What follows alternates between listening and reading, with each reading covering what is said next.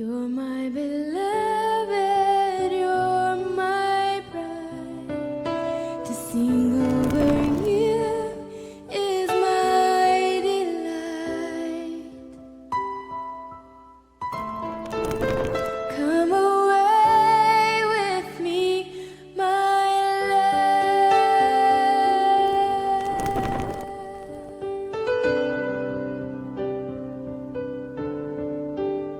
Under my mercy, come and wait till we are standing face to face. I see no stain on you, my child. You're beautiful to me.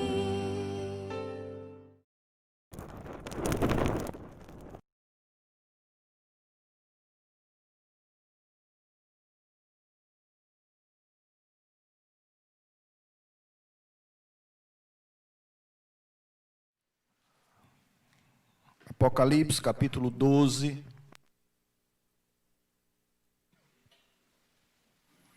versículo 1, e assim diz o Senhor. Viu-se grande sinal no céu, a saber, uma mulher vestida do sol, com a lua debaixo dos pés, e uma coroa de 12 estrelas na cabeça, que achando-se grávida, grita com dores de parto, sofrendo tormentos para dar à luz. Viu-se também outro sinal no céu, e eis um dragão grande, vermelho, com 7 cabeças, 10 chifres, e nas cabeças 7 diademas. A sua cauda arrastava a terça parte das estrelas do céu, as quais lançou para a terra. E o dragão se deteve em frente da mulher, que estava para dar à luz, a fim de lhe devorar o filho quando nascesse. Nasceu-se-lhe, pois, um filho varão, que há de reger todas as nações com cetro de ferro, e o seu filho foi arrebatado para Deus até ao seu trono.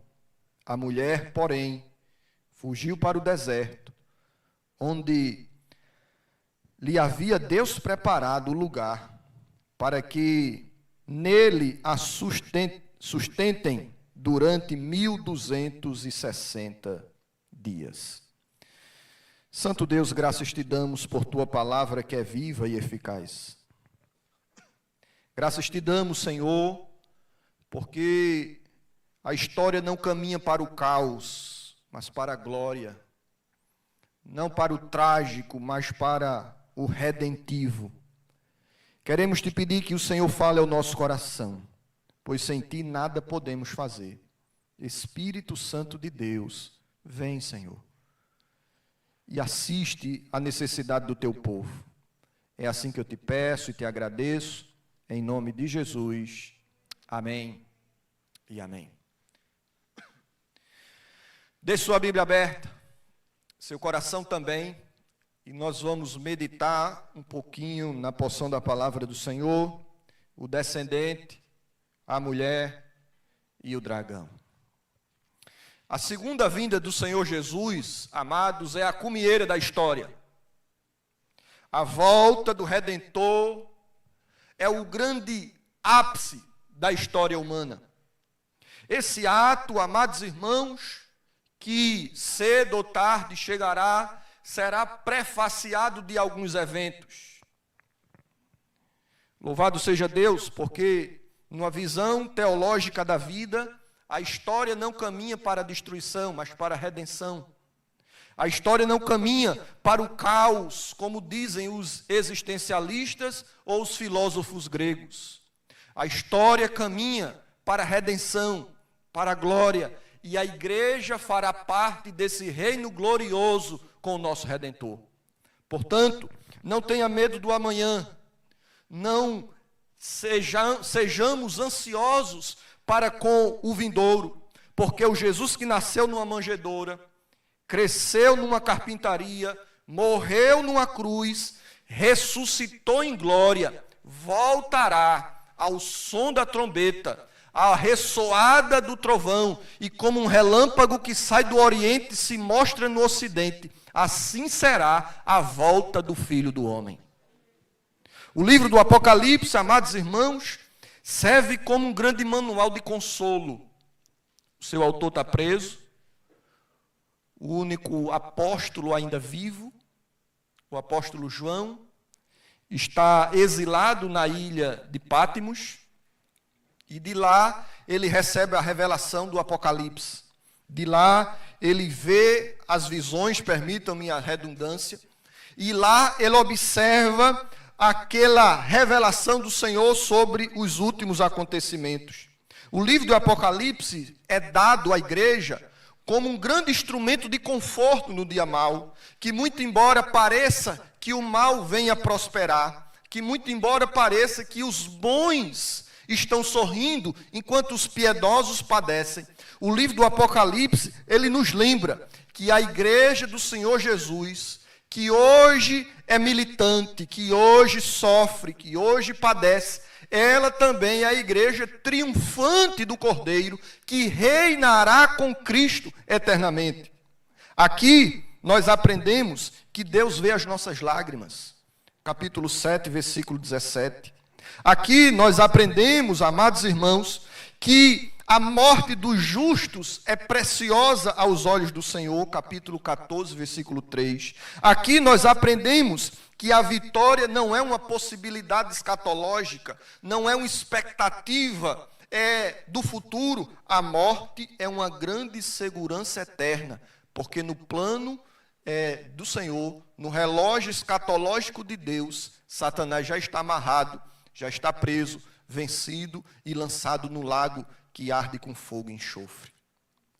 Na palavra do Senhor, a gente aprende que Cristo há de governar com cetro de ferro todas as nações, e não apenas um gueto, não apenas uma comunidade, mas a todos. Portanto, meus amados, esse livro serve de um grande consolo àquela igreja que estava sofrendo, possivelmente sob domínio romano, de um dos Césares mais truculentos da história romana, que era o imperador Domiciano.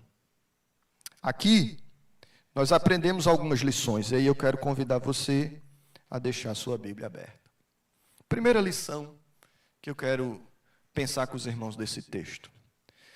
Esse texto nos ensina, amados irmãos, sobre o privilégio e o desafio do povo de Deus. Ser crente não é uma bolha contra sofrimento. Ser crente não é ser imunizado de dores. Não é ter uma apólice contra sofrimentos e danos na carne ou na alma.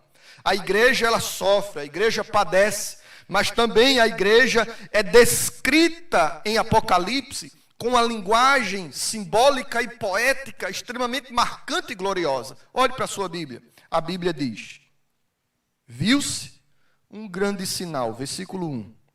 Um grande sinal no céu, a saber, uma mulher, vestida do sol, com a lua debaixo dos pés, e uma coroa de 12 estrelas na cabeça. Aqui, amados irmãos, é descrita uma mulher, e eu gostaria, já de antemão, esclarecer quem é essa mulher. Na teologia católica, ao ler esse texto, essa mulher se chama Virgem Maria. Para a teologia romana, essa mulher é a geradora do Messias. Então aqui está uma descrição da Virgem Maria. Essa ideia, ela não encontra amparo no todo da Escritura, porque a Bíblia diz que essa mulher não apenas gera o menino, o descendente, mas ela também é geradora de toda a descendência daqueles que guardam a fé em Cristo. E você vai ver isso lá no versículo 17. Portanto, essa mulher, ela não significa Maria, mas essa mulher é toda a comunidade do Antigo Testamento, os patriarcas, as 12 tribos, mas também ela representa no escatológico, no vindouro, toda a comunidade da fé, ou seja, a igreja do Senhor Jesus também está representada sobre essa mulher. E a Bíblia diz que essa mulher, amados irmãos, ela está vestida do sol. E aqui já começa a descrição da majestade do povo de Deus. O povo de Deus, ele não se veste apenas de uma roupa de grife. Quantas vezes somos ansiosos de comprar aquela calça, de comprar aquela blusa, de calçar aquele tênis, de vestir aquela roupa, mas a noiva do Cordeiro, ela não usa apenas uma roupa de grife. A Escritura diz que ela se veste com o sol, mostrando a sua glória, mostrando a sua majestade. E ela não se veste apenas do sol, a Bíblia diz que ela tem debaixo dos pés a lua. Olha que quadro, irmãos, majestoso que é pintado quanto ao povo de Deus. A lua debaixo do sol, a luz de Cantares, capítulo 6, versículo 10, e Isaías, capítulo 24, versículo 23, descreve a beleza do povo de Deus. Descreve a majestade desse povo de Deus. Desperta em nós, amados irmãos, que a igreja é um ser glorioso, majestoso e bonito. Mas a Escritura continua. Diz que essa mulher, ela se veste com o sol, ela tem a lua debaixo dos pés e ela tem 12 estrelas em sua cabeça. As estrelas aqui, amados irmãos, essa coroa representa que essa igreja também é uma igreja gloriosa e que reinará com Cristo. Essa igreja, ela é descrita como aquela que Deus dará o reino para reinar com Ele eternamente. Com isso, nós somos desafiados, amados, a amar um pouquinho mais a noiva do Senhor. Vivemos na época dos desigrejados, de compromissos passageiros, de pessoas desapontadas com a noiva, de pessoas que querem o noivo, mas não querem a noiva, de que querem as bênçãos do Cordeiro, mas não querem a família do Cordeiro.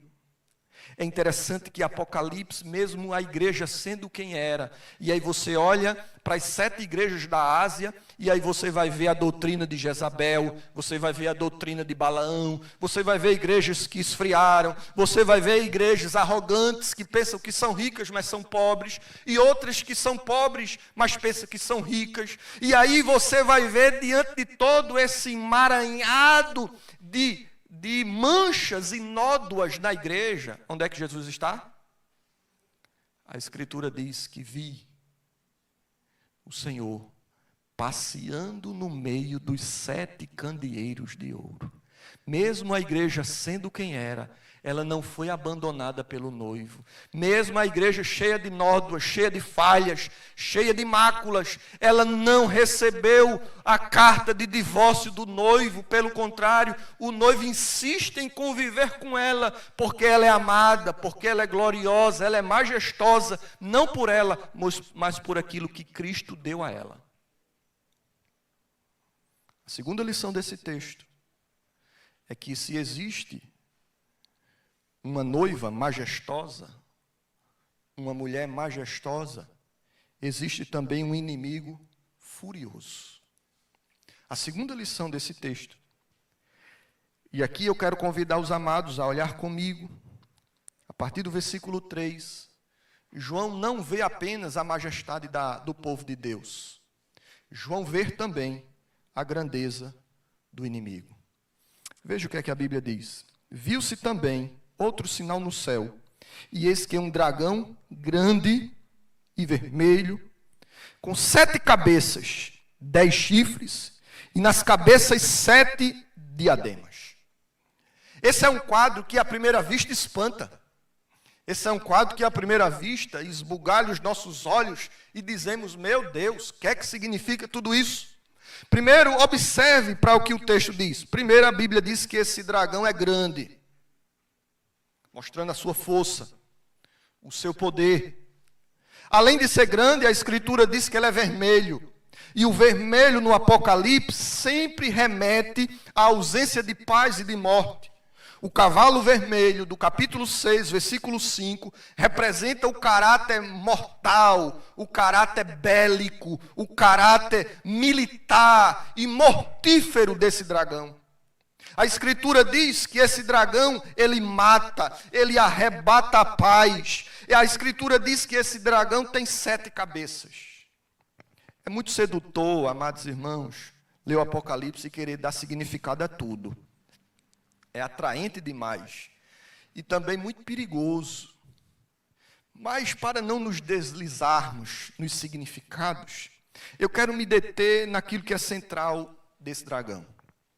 É que ele é grande, que ele é vermelho, e por conta disso ele é mortal. As suas 7 cabeças, diante da tradição apocalíptica e diante do texto de Salmo, capítulo 74, versículo de número 13, descreve o poder e o domínio que é conferido a esse dragão. À luz, amados irmãos, de Daniel capítulo 7, a Escritura diz que esses 10 chifres representam alguns impérios que estão subjugados às ordens e às orientações desse grande dragão. A Escritura vai dizer que esse dragão não somente é, mas a Escritura diz o que ele faz. E o que é que ele faz? Olhe para a sua Bíblia. A Bíblia diz, versículo 4, que com a sua cauda ele arrasta a terça parte das estrelas dos céus, os quais lançou sobre a terra. E o dragão deteve em frente da mulher que estava para dar à luz, a fim de devorar o filho quando nascesse.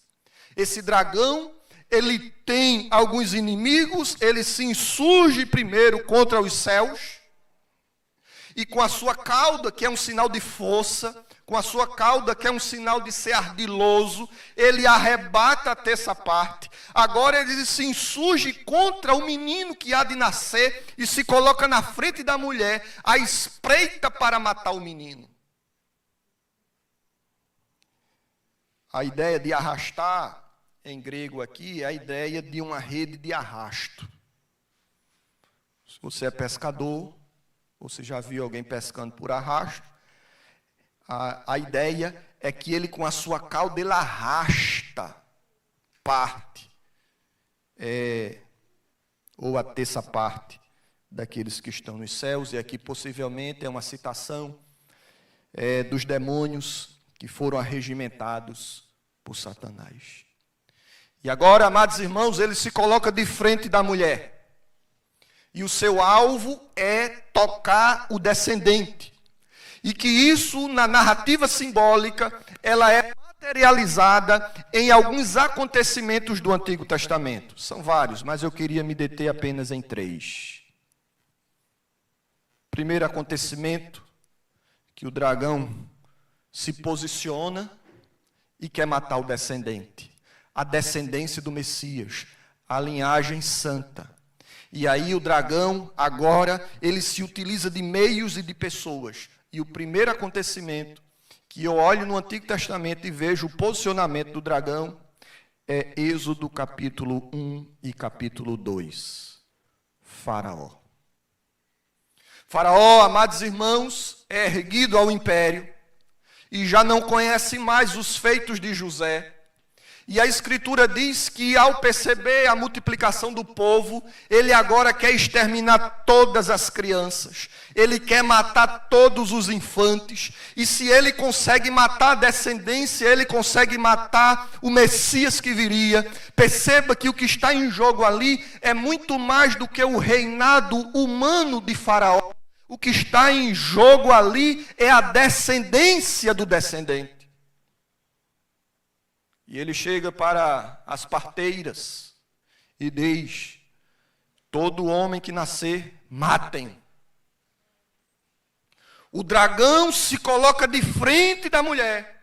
O dragão se coloca diante de frente do povo de Deus. E agora com a sua cauda ele quer arrebatar, ele quer matar. Mas aqui, amados irmãos, a gente aprende que Deus está acima de Satanás, que ele veio desfazer as obras do diabo e Deus coloca temor nas parteiras. E as parteiras não fazem isso. E Faraó chama as parteiras e diz: porque vocês não estão matando, os meninos estão se multiplicando, o povo está crescendo. E aí as duas parteiras, Puá e Cifra, chegam diante de Faraó e dizem: ah, Faraó, as mulheres hebreias não são como as egípcias. As egípcias são manhosas, as egípcias são tardias em dar luz, as mulheres hebreias são corajosas. Quando a gente chega, quando o SAMU chega, o menino já está no braço. O dragão foge? Não, ele se reposiciona, se coloca de frente da mulher e diz: joguem todas as crianças no Nilo.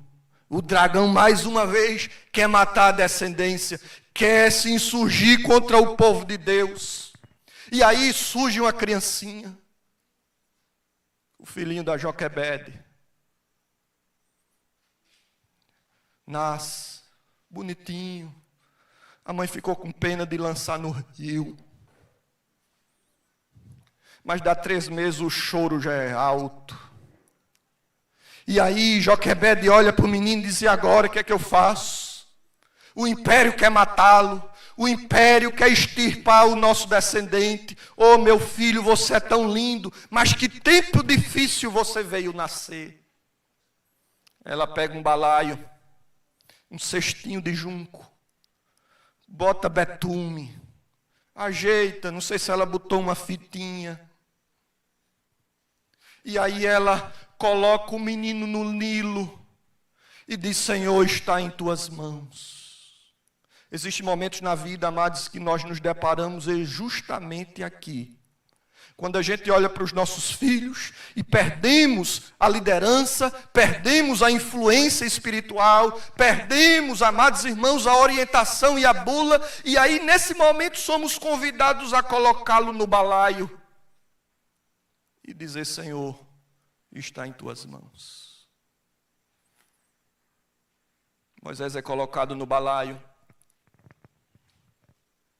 Nesse momento, Deus inquieta a filha de Faraó. E eu acho que dá um calor nela e ela chama as suas servas e diz: vamos tomar um banho no rio. E aí Moisés vai descendo, e lá embaixo está a filha do matador.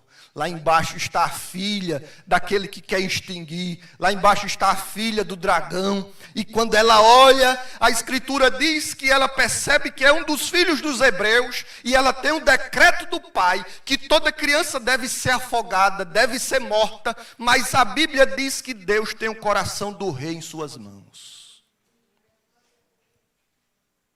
Deus tem o coração dos obstinados em suas mãos. E aquela mulher, Deus enche o coração dela de ternura. Deus enche o coração dela de amor. E ela olha para o choro daquela criança com compaixão. Ela olha para as lágrimas daquele infante com uma ternura e com um amor de mãe.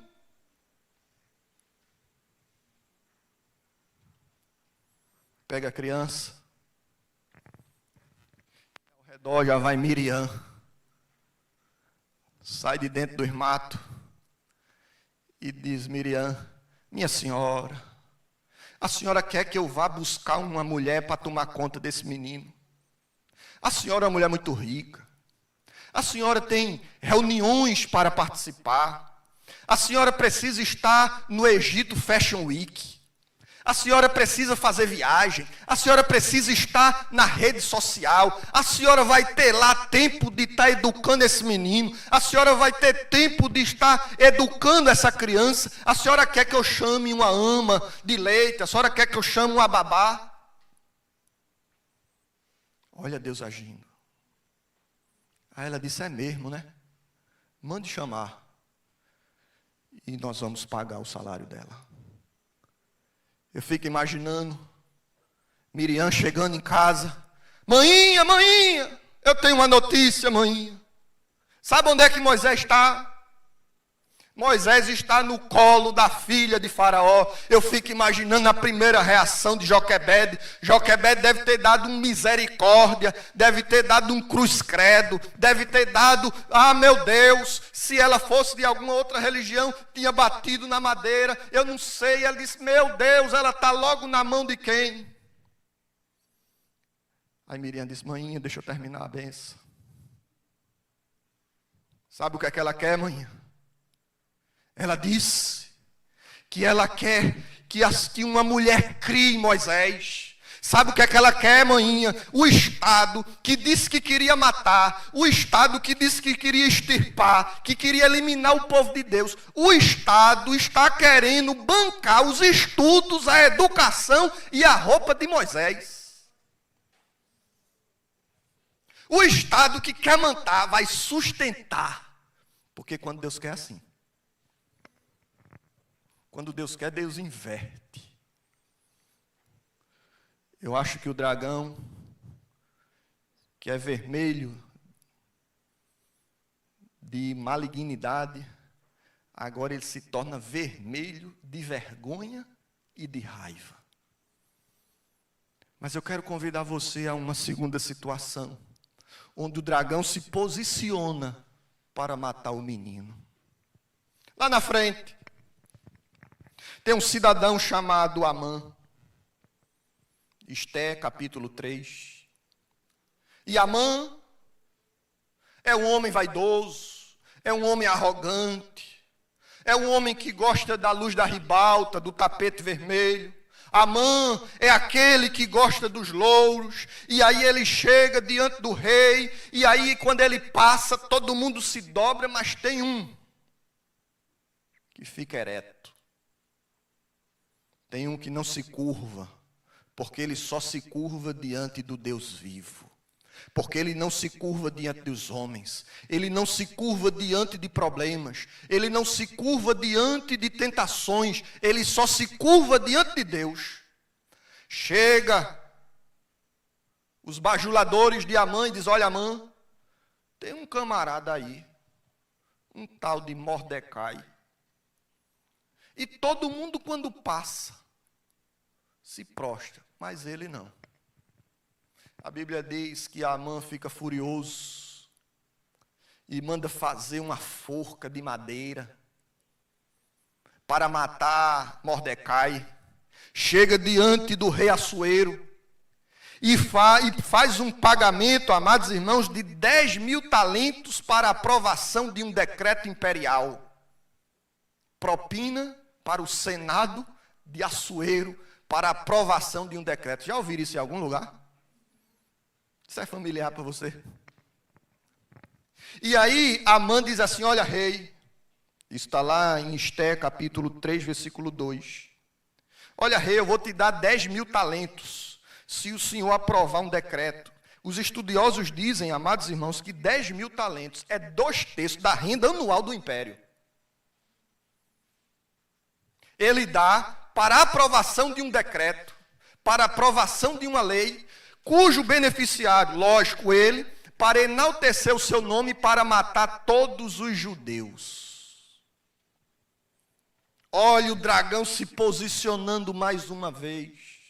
Olha o dragão de frente à noiva, a mulher mais uma vez procurando o menino para devorar. Mas, amados irmãos, Deus, Ele é soberano. E Ele continua regendo a terra com cetro de ferro. E num belo dia, o rei Assuero vai dormir e não consegue dormir. Ele vira para um lado, vira para o outro, não consegue dormir. E lá pelas tantas, depois de ter mandado já a banda tocar, os cantores cantarem, e no sono não vinha, ele diz assim, vai buscar o livro das crônicas, das histórias. E ele começa a ler o livro, e ele lê o livro para cá, lê o livro para lá.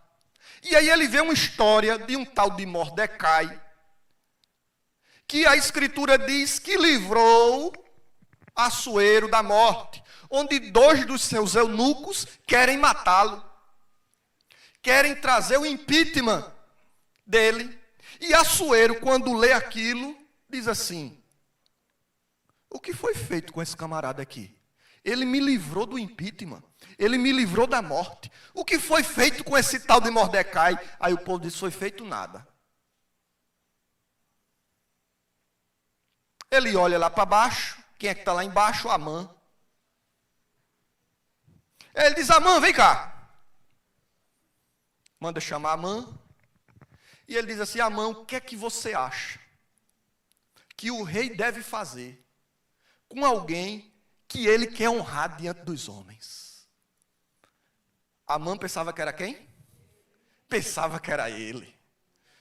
A Esté já tinha convidado ele para um banquete. Já tinha convidado ele para a festa. Quando ele olha, diz assim: eu dei 10.000 talentos para a aprovação da minha lei. Eu sou o maior contribuinte do império.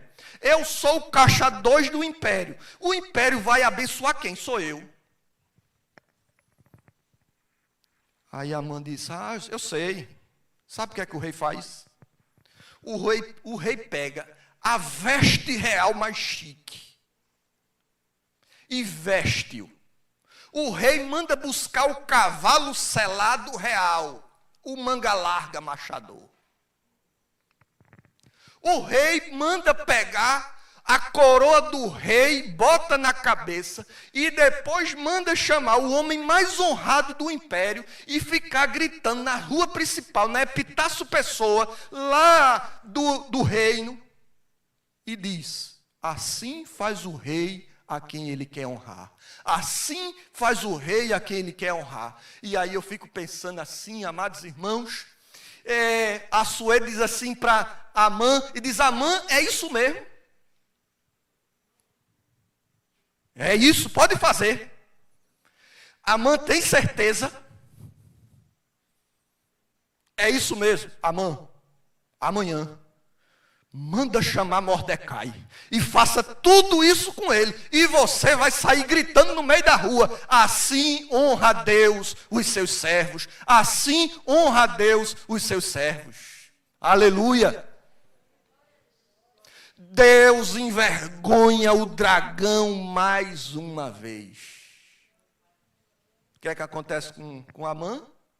Ele é morto na forca que construiu para Mordecai, porque na lei de Deus, aquele que abre a cova, nela ele cai. Mas eu quero citar a você um terceiro momento, que o dragão está de frente da mulher. Está lá tudo em paz, está tranquilo, está favorável. Aí chega 3 magos, 3 cientistas, e chega no Palácio Real para Herodes, que é chamado de o Grande, e diz assim: aonde está o rei dos judeus? Viemos adorá-lo. A Bíblia diz que aquela notícia chacoalha o reino. E é interessante que o termo grego, amados irmãos, usado naquela ocasião, é o termo grego tarasso. E tarasso diz que aquela notícia alarmou o rei e o reino. Ele manda chamar os universitários, os pedagogos, os mestres, os doutores, os livres docentes. Ele manda chamar todos e diz assim: aonde nascerá o rei? E o dragão está se posicionando, está armado para dar o bote. E aí ele diz assim: olha, quando vocês acharem, mande chamar, porque eu quero adorá-lo. Ele queria era arrastar com a sua cauda o descendente. A Escritura diz que Deus revela aos magos que eles não deveriam voltar. E cerca de 2 anos depois, ele começa a matar todas as crianças, na tentativa de abocanhar o descendente. na tentativa frustrada de matar aquele que não morre, aquele que é eterno, na tentativa de extinguir o atemporal, aquele infinito, imortal, Deus único, Criador dos céus e da terra. O Deus que usa os meios extraordinários também usa os meios ordinários. E ele vai para o Egito. Um tempo depois, o anjo chega diante dele, mais uma vez, e diz assim: José, volta para casa, porque aquele que queria matar, o que aconteceu? Morreu. Deus envergonhando mais uma vez o dragão. Aqueles que querem matar a igreja do Senhor, eles é que morrem. Aqueles que querem frustrar os planos de Deus, eles é que são frustrados. E aí eu quero perguntar aos irmãos: onde estão os Césares romanos que queriam jogar uma pá de terra no cristianismo nascente? Onde está Nero? Onde está todos aqueles Césares daquela época? Onde está Domiciano? Onde está Maria sanguinária, que matou vários cristãos ingleses? Onde estão os inquisidores espanhóis, que queriam matar os nossos irmãos holandeses, que construíram a Confissão Belga? Onde estão? Eles estão mortos, amados irmãos. Onde é que está o comunismo de Lenin, que em 1939 fechou 50 mil igrejas? Estão mortos. E a fé cristã continua robusta. Onde está aquele que disse que o evangelho é o narcótico, é o ópio? Está morto, mas ele vive e reina para todo o sempre. Esse texto, amados irmãos, é uma lição para cada um de nós, que nós precisamos ter paciência de que o trono está ocupado diante da majestade de Deus, e aqui nós nos deparamos, amados irmãos, com uma grande lição. Mateus Henry, ele diz: a igreja sobreviverá ao mundo e estará em bem-aventurança quando ele estiver em ruínas. A igreja sobreviverá ao mundo e estará em bem-aventurança quando ele estiver em ruínas. Sabe onde está uma das maiores igrejas no mundo? Na China. O Partido Comunista não mata o evangelho. A perseguição nunca extinguiu a fé. Tertuliano disse: o sangue dos mártires regou o crescimento da igreja.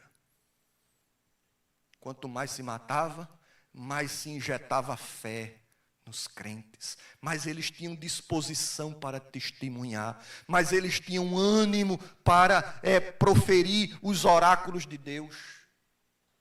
Terceira lição desse texto. Aqui nós olhamos agora para o descendente. O descendente soberano, versículo de número 5. A Bíblia diz: nasceu-lhe, pois, um filho varão, que há de reger todas as nações com cetro de ferro. O dragão foi vencido. O dragão não conseguiu impedir o nascimento do menino. O Messias nasceu.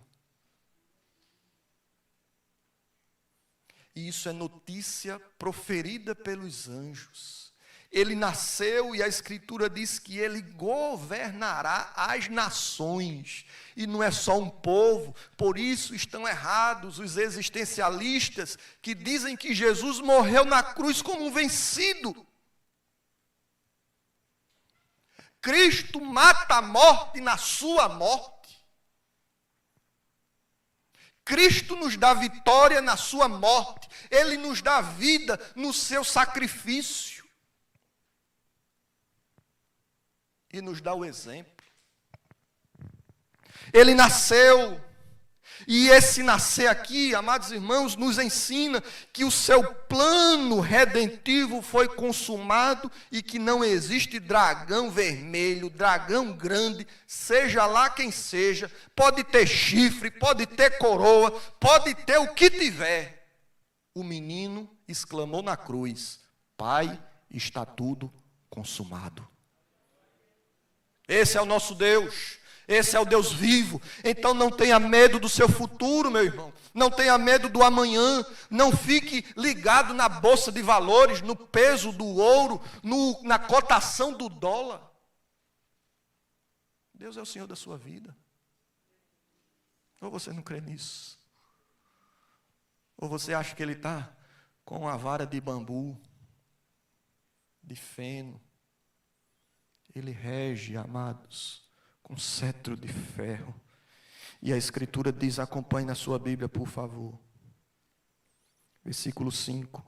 O filho varão, que há de reger as nações com cetro de ferro, e o seu filho foi arrebatado para Deus até o seu trono. Aqui, amados irmãos, nos ensina que esse Cristo, ele é glorificado. Ele é rei, Ele é glorificado, Ele é Senhor, Ele foi assunto aos céus, e Ele voltará, e enquanto Ele não volta, o que é que Ele faz? Ele abandona a mulher, Ele abandona o povo? Não, a Escritura diz, olhe para a sua Bíblia, versículo 6, a mulher, porém, fugiu para o deserto, onde lhe havia Deus preparado lugar. Tudo está no controle de Deus. Ela foi para o lugar que Deus preparou para ela. Que Deus reservou com o seu cuidado pastoral. E lá, o controle de Deus é tão grande que a Escritura coloca um número. Limite de provação. Um número, limite de angústia. Mas que Ele está no meio desse povo. Versículo 17. Irou-se o dragão contra a mulher, porque o menino já foi assunto. Irou-se o dragão contra a mulher, e foi a peleja com os restantes da sua descendência, os que guardam os mandamentos de Deus, e têm o testemunho de Jesus, e se pôs em pé sobre a areia do mar. E logo em diante, a Bíblia diz, e eles, pois, venceram, por causa do sangue do Cordeiro, e diante da palavra do testemunho que deram. É o sangue do Cordeiro que nos guarda. Portanto, meu irmão, não fica achando que é uma caverninha lá no porão, que é uma despensa robusta. É somente o sangue de Cristo que nos guarda. Não existe ardiloso, não existe experiente, não existe habilidoso que possa fugir, a não ser por meio do sangue de Jesus Cristo. Eu queria orar nesse momento. Orar por nós. E eu queria convidar você, meu irmão, a exaltar o descendente que nasceu. E o seu plano que foi consumado. E que não será frustrado na sua vida. No nome de Jesus. Então feche seus olhos. E ore ao Senhor. Santo Deus, eu quero te agradecer, meu Pai. Porque muito embora o dragão seja grande, seja vermelho, tenha chifres, diademas, arrastou a terça parte. Muito embora ele tenha causado tudo isso, mas com o seu povo, ó Deus, todos os seus intentos são frustrados. Porque a Bíblia diz a todos os que predestinou, Ele chamou. Aos que chamou, Ele justificou. E aos que justificou, ele glorificou. A igreja é a única instituição divina que não perderá nenhum dos seus membros. Pois a tua palavra diz que o Senhor não perdeu nenhuma ovelha daquelas que foram dadas pelo Pai. Graças te damos porque fazemos parte desse rebanho. Graças te damos, ó Deus, por em momentos de sofrimento, de tentações, temos os nossos pés resvalando, escorregando nas tentações da vida, mas o Senhor não abandona a igreja, porque permanecendo o homem infiel, o Senhor permanece fiel, pois não pode negar a si mesmo. Então eu quero te pedir, Senhor, em favor daqueles que estão aqui, aqueles que estão em casa, que estão com medo, Senhor, das lutas, que estão ansiosos, que acham que o caos vai se posicionar e que não temos, ó Deus, nenhuma segurança. O Senhor que guardou teu povo em Moisés, em Esté, ó Deus, e no nascimento de Cristo, continua guardando a igreja em toda a história, para a honra e para a glória de Deus Pai. É assim, ó Deus, que eu te peço, que eu te imploro, no nome de Jesus. Amém e amém. Que Deus em Cristo nos abençoe.